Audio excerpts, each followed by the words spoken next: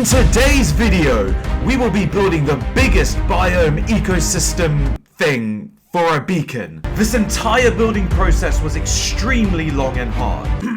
No diddy. Nevertheless, come with us on this journey of absolute greatness, where we encounter happiness, Woohoo! Let's go! sadness, complete insaneness, Oh, fuck off, you flying bastard! confusion, What the heck is this, bro? slight criminal action that may involve unaliving a parent and then abducting their child, Bruh. and above all, epicness. Ooh, what the fuck is that? This is the story of the Beacon Biome Ecosystem. Now, this entire journey started out where I had just finished building my mega redwood forest. Link in the description. And I was deciding on what I should build next. What to build. I was thinking of kind of putting something in the middle of like these floating islands here, but I'm not really too sure. I was maybe thinking of like some sort of like star or something. Yeah, maybe let's just do something like that. And up we go. I have no idea how big this is gonna be, but I'm gonna do around about like 100 blocks maybe. I mean, we're just gonna plan it out with some dirt, but yeah. Oh, sorry, my joggers there. Ladies, please, one at a time, yeah? So we're gonna just build out, I guess, like this maybe. I've just got 56 blocks for each side. The height is about like 112. After I had built out the main corners for the build, using the schematic I found from a 12-member Reddit forum page. Cheers, boys! I slowly joined up all the corners to the bottom of the build, giving it this nice 3D pyramid shape that I was looking for. However, because I know jack freaking shit about geometry, I had no idea of the correct process to take to make this into a 3D star shape. And I mean, I searched for hours online for any sort of tutorial or online forum that could help me with figuring this 3D shape out. Okay, maybe not hours, but I mean, come on. I still have a life on Brawl Stars I need to look after. Let's see what we get today. Ooh. What the fuck? Actually, looking at it now, I think I like where it is for the moment. I kind of like it being a little bit tall on the top and the bottom. So yeah, I think we're just gonna keep it like that. I also can't be asked to rebuild the triangle. And so, with my limited brain power, I simply just did the reverse of what I had already done previously. And actually seemed to turn out pretty good, all things considered. Okay, now we've kind of got the outline for this build. We need to go ahead and basically replace the outlined blocks with the blocks that we want to use. The chosen blocks I want are going to be froglights. Now we have to build a froglight spawner. There's only really one way to get froglights, and that's by getting the frogs into the nether to eat the magma cubes. But what I want to do first is make kind of like a frog sanctuary somewhere where we'll create like a nice little farm environment and get loads so we can take them to the nether and increase the amount of froglights that we can spawn. Right, let's speedrun this.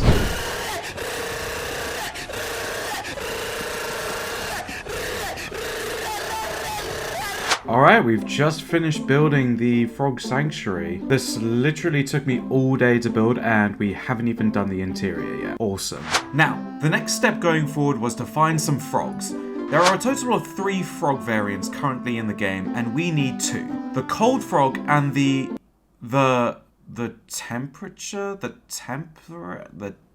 temperate, what the f does that even mean? What a stupid name.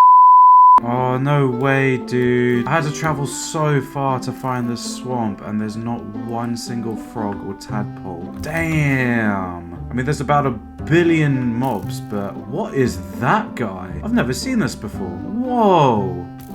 What is that? Oh, okay. Dude, look at my coordinates. This is how far I had to go to find one swamp biome. Wait, what? Oh my days. I was just complaining about not finding one and then I found one. Come here. Come here.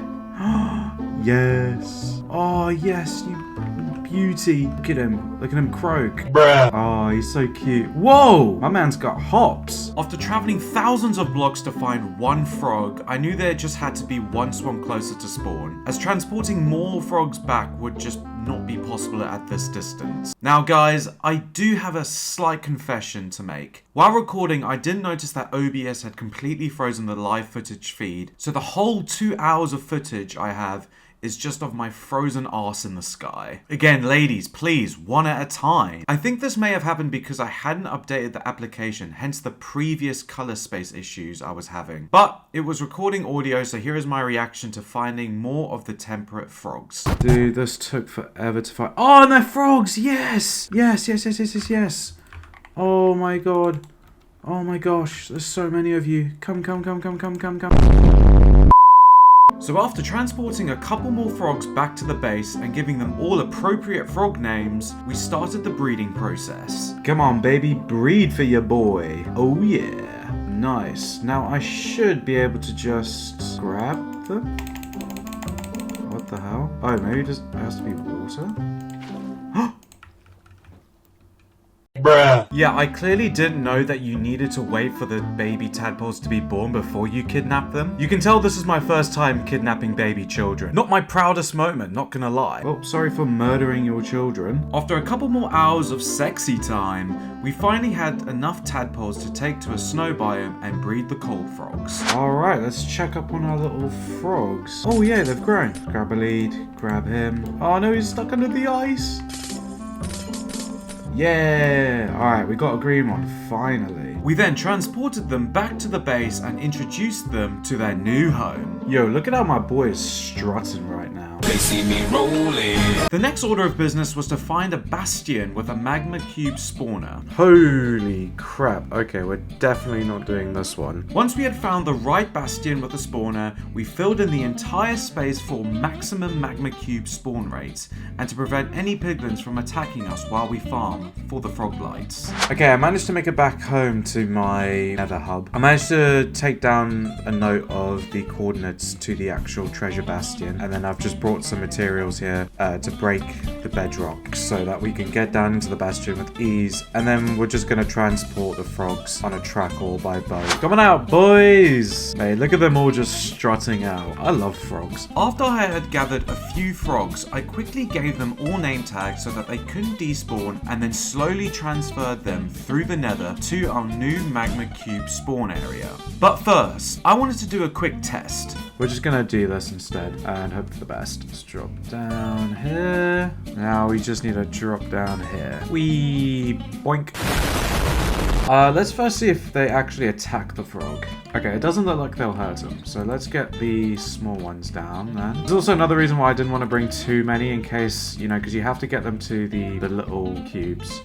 Because look, I assume he's going to eat one. Oh, there we go. He poops out a froglight for us. However, while I was clearing out the big magma cubes, something unforgivable happened. Now.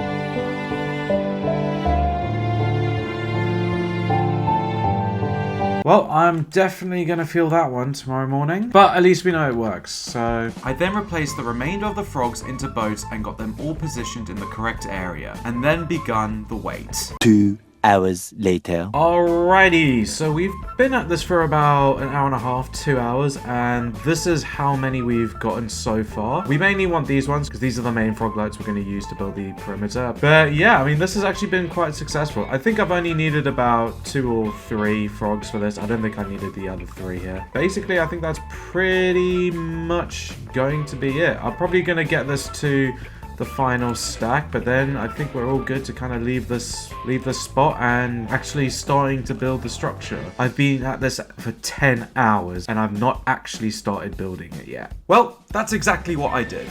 I started to build it. To be honest with you, this entire process was extremely tedious and boring, but it basically consisted of me having to replace each one of the dirt blocks with the froglights. And after a little while, I had completed the main framework of the build. I was struggling at first to get the other corners of the build done, just in terms of like the lines. I just don't think this one matches this one. So we're probably gonna have to build a line up to there from here, and I have no idea what that's gonna look like. But through trial and error, we eventually got there, and I was able to begin filling in each one of the sections. We basically just stuck with just having the corners come out like this. Originally, it planned for this to be like a 3D shape, so it would have like a nice hollow inside, but I just don't think that's gonna be possible. We've kind of just done the 2D walls and flooring with it, and then just filled it in. But I think it looks pretty cool actually. But now I've kind of just wondered, like, why don't we make every section like its own type of biome?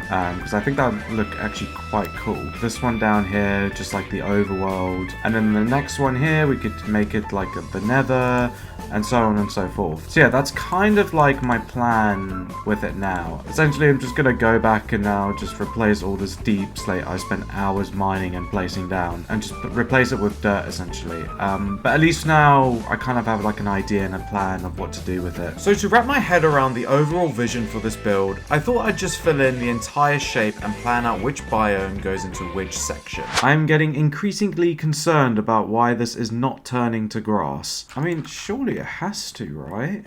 Does dirt change to grass? Grass can only grow on dirt blocks that are adjacent to a grass block. Okay, well then by that logic, surely I could just grab... Holy crap, I almost died. I mean, I'm hoping the science is sciencing right now. Okay, yeah, that definitely seems to be working. I love when science just sciences its way, you know?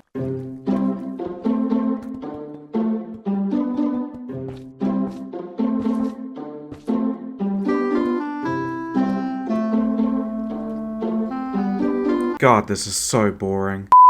Dude, this is definitely like the most grindy part of the build. Like, it's literally just go, mine some deep slate, and then build them in between these sections. And then it's go, get more froglights, wait 2 hours to get like a full chest of froglights, and then come back and build, and it's just rinse and repeat. And we haven't even gotten like halfway yet. Like, this is just the top bit of the build. Like, we still have to do the bottom bit. Amazing. To be fair, this isn't as bad as just building a load of trees, so let's be honest. I think that one was just a lot more worse. Ladies and gentlemen, it is time to introduce you to the single worst thing in this entire game. It is the most pointless, the most annoying, most tedious, most soul-crushing thing I have ever experienced in a video game. That is phantoms. I generally have no idea why these were added to the game, only to make us survival builders chronically depressed. That's the only reason I can think of. I seriously have had sleepless nights in trying to figure out why Mojang decided to add these to the game. Whose idea was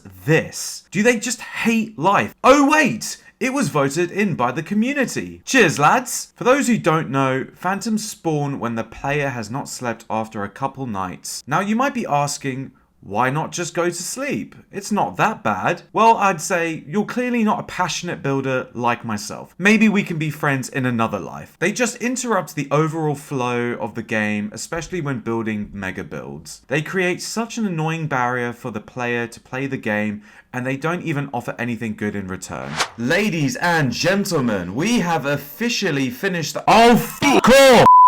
We have officially finished building the main body of the build, and I think this looks so cool. Like, just look at how cool it is and it looks at night. I'm actually really pleased with how this turned out. Just filling the inside bit really makes this build pop out. But now we have the really fun part of just going into each section and adding in each one of the biomes. So the first biome we started with was the basic grasslands one. You know, the one with the basic village and oak trees and grass and flowers. You know what I mean? Yeah, you know what I mean, you dirty little slut. I did try and add as much life into each one of these biomes by grabbing villagers and mobs, as you'll later see in the video. But I didn't want to make each section too hectic, just a basic outline of the biome and to fill it in with a bit of life. The next biome I went onto was the sand one. Again, pretty basic, nothing special, but we built the sand village with an animal pen. However, I did run into some trouble when trying to do the flying glitch thing with a mob attached to a lead, and let's just say it didn't exactly go to as planned.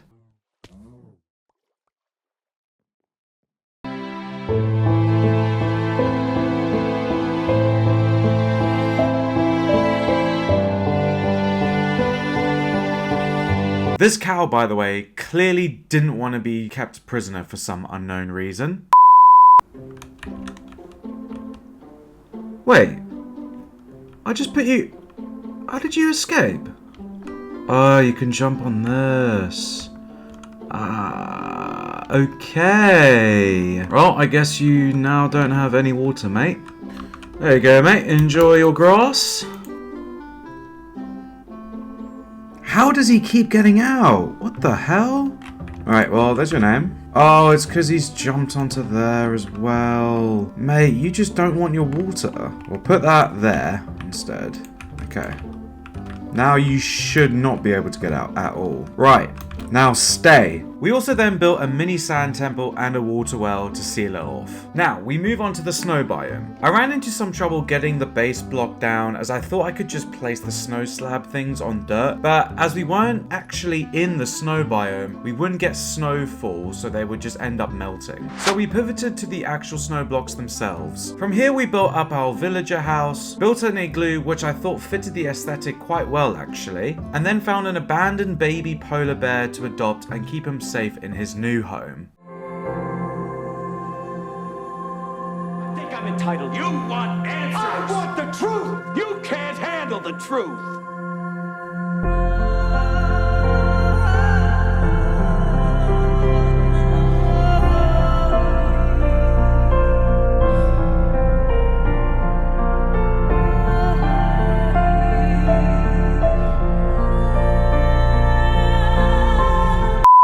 Now, the only reason I'm going to leave him on the lead is because apparently they will actually attack foxes when they're fully grown, which we don't want. So, yeah, I'm just going to leave him on the lead. But he's got like a nice little, nice little chill area, I think. And then the fox can just live over there nice and peacefully. I then moved on to the jungle biome, which turned out to be quite fun and easy to build. The only challenging part was to try and find the pandas in the overworld. Slowly but surely, we got them into the biome. Yo! Let's go, baby panda. Next was the Badlands biome, which was essentially just a hill and a cave. Nothing too interesting or impressive, quite like my dating life, because all I do all day is just play this game. Sick life, right? The mushroom biome was next, which again, wasn't too complicated of a biome to do, but just finding the mushroom cows and the biome itself was the main challenge. I then went on to do the swamp/mangrove swamp biome. I couldn't really do a traditional swamp biome, as with the grass block being over the ocean, the color wouldn't remain the same shade as you would find in the biome itself. So I just stuck to the mangrove swamp, which I think looks a lot more better in my opinion. This was also the perfect opportunity to add in some of the frogs that we had been breeding since the start of our video. Alrighty, ladies and gentlemen, we have just finished the first top layer of the build. We've got all of these biomes here. We'll do like a proper tour video, I think, in depth after this one. But yeah, we have just finished building the entire top middle bit of this section. Took a little while, not gonna lie. This has definitely taken years off my life, and now we're starting on the bottom layer. You can see how we're doing the end biome, and then we're gonna do the first nether biome here as well. So yeah, we're just gonna go ahead and just speed run this bottom layer because this video is way too long already, and I'm not used to things being that long.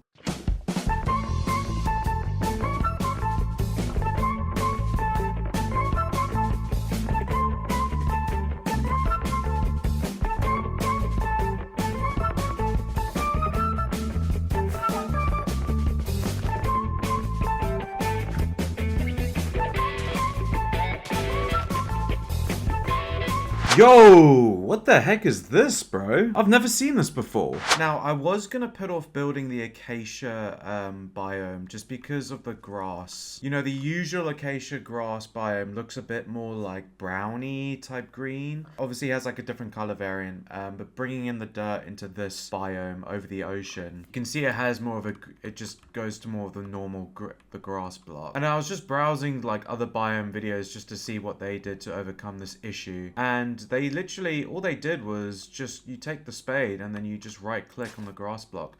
And it kind of matches the color of the acacia biome that the grass would be. So I think if I just do all of this across the entire plane, it will look pretty much close to what the acacia biome would look like. So yeah, that's why I've just gone in and added the biome into this section here, just because we've got around this sort of problem that we were having. So yeah, that's pretty cool. We have now just finished the second layer of the middle section, just completely, again, just gone in and filled out each biome. And now all that is left to do is now the top section with all these extra ones. These are going to be like a lot more simpler biomes, like a flower forest and like a basalt biome. But yeah, once we're filled in, we're pretty much like 99% done. And then all we need to do is just build like a platform at the bottom. But yeah, we're getting very close to the end.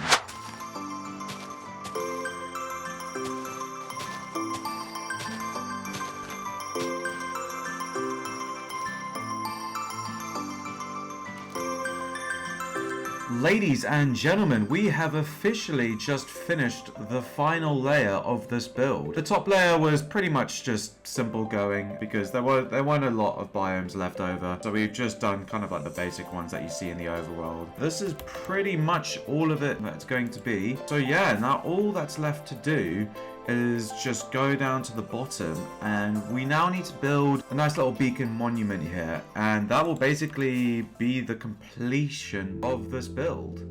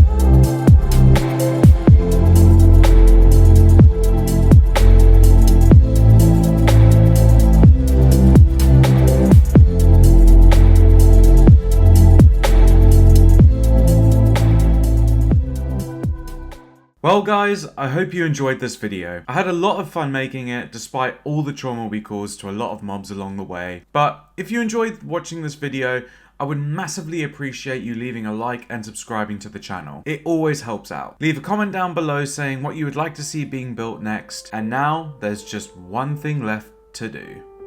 Gathered friends, family, and fellow amphibians, we come together today to celebrate the life of our dearly departed friend, Kermit 1. While today is a day of sadness, it's also a time to remember the joy he brought to our lives and the many leaps he made in his own unique way. His life was full of riveting adventures, leaps of faith, and moments that made us all jump for joy for about 45 minutes until his demise. He showed us that no matter how slimy life may get, you can always find a way to leap forward with hope and maybe even a little song in your heart. Now, as I finish this eulogy that I just asked ChatGPT to write for me, let's all remember the great times that we had with Kermit. Rest in peace, Kermit the Frog, our forever amphibian star.